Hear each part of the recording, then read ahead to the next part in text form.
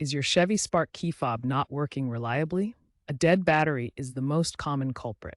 Replacing it yourself is easy, saves money compared to dealership service, around $100 to $200, and only takes 5 to 10 minutes. This video guides you through the process for 2016-2022 Chevy Spark models. The Chevy Spark key fob from 2016 to 2022 uses a CR232 3V lithium coin cell battery.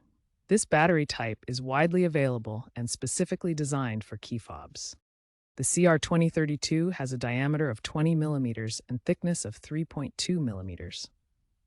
Pay attention to polarity. The positive side should face up when installed. Be careful not to confuse the CR2032 with similar-looking batteries like the CR2025. The CR2025 is thinner at only 2.5 millimeters and has a different voltage that can cause your key fob to malfunction. CR2032 batteries are widely available at auto parts stores and online. For eco-friendly options, choose recyclable versions that help reduce environmental impact. If your key fob has a mechanical key, remove it first to prevent damage during the opening process. First, locate the seam on the key fob, usually on the side with the key ring hole. Gently insert your flathead screwdriver or pry tool into the seam. Carefully twist to separate the two halves of the fob.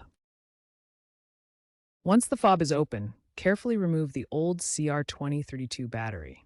Note the orientation. The positive side, marked with a plus symbol, should face upwards. Insert the new CR2032 battery, making sure the positive side is in the same orientation as the old battery. To reassemble the key fob, carefully align the two halves and snap them back together securely. This prevents water damage or button jamming. Now, test the fob by trying to lock and unlock your car doors from a distance of 10 to 20 feet.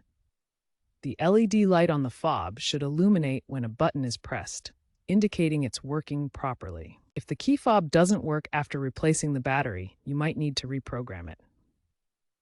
Consult your Chevy Spark owner's manual for the specific reprogramming procedure. This usually involves inserting the key into the ignition and cycling it a few times.